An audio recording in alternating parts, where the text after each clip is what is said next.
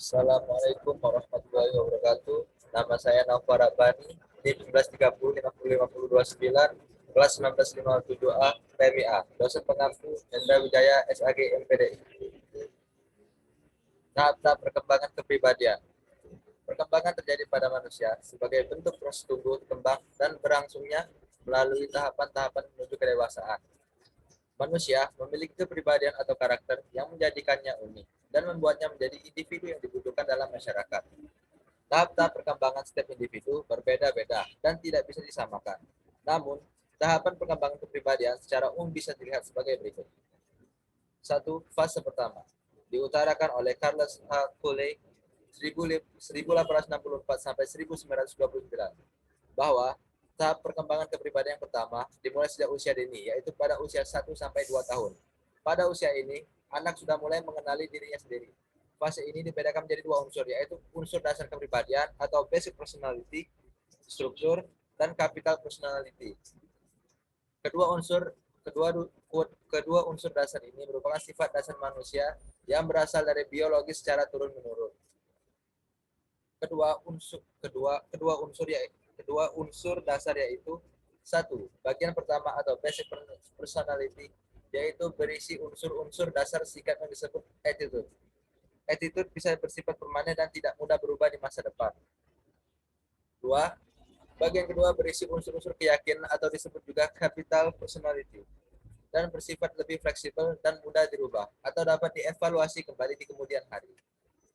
Dua, fase kedua merupakan fase yang paling dominan dalam membentuk kepribadian dan bakat pada seseorang. Fase ini ada pada usia 2 sampai 3 tahun. Fase ini adalah fase perkembangan potensi yang memang sudah dimiliki oleh anak. Perkembangan karakter yang terjadi sesuai dengan lingkungan, tempat tinggal, dan tipe pergaulannya, struktur budaya, dan nilai pada masyarakat sosialnya. Pada fase ini, anak sudah mulai bisa memahami pandangan orang lain terhadap dirinya. Misalnya, manis, cantik, bodoh, pintar, atau lainnya. Penilaian bisa terjadi secara positif atau negatif. Apabila anak mendapatkan penilaian positif, maka anak akan merasakan rasa bahagia. Sebaliknya, apabila anak mendapatkan penilaian negatif, maka anak akan merasa sedih atau frustasi. Dengan begitu, anak akan berusaha untuk merubah dirinya dengan kepribadian yang baik agar mendapatkan perhatian positif dari orang di sekitarnya.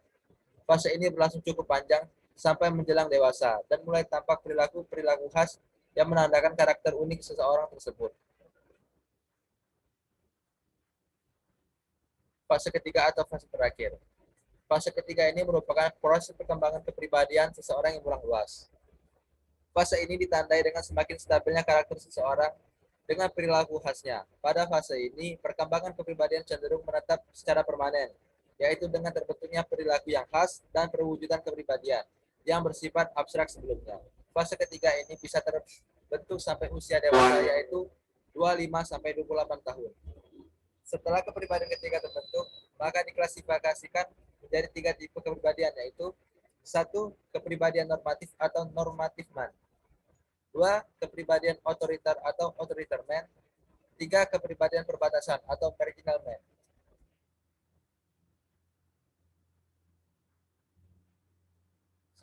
Kepribadian normatif atau normative man.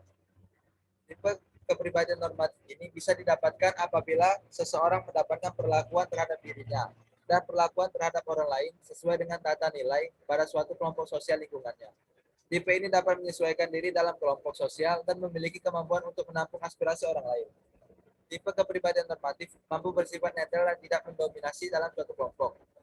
Kepribadian otoriter. Tipe ini dibentuk dari proses interaksi dengan lingkungan sosial dan masalah individu yang lebih mementingkan kepentingan diri sendiri dibandingkan kepentingan orang lain. Tipe ini bisa terjadi pada anak tunggal. Kepribadian otoriter pada individu menjadikan tipe orang berfokus pada dirinya sendiri dan mengendalikan sekitarnya sesuai keinginannya. 3. Kepribadian perbatasan atau marginal man.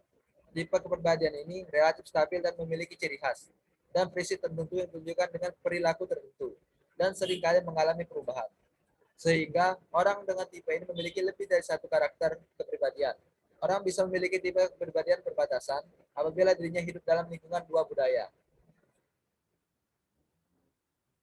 Beberapa faktor yang mempengaruhi perbedaan perkembangan masing-masing adalah faktor genetik atau bawaan dari orang tua, atau garis keturunan.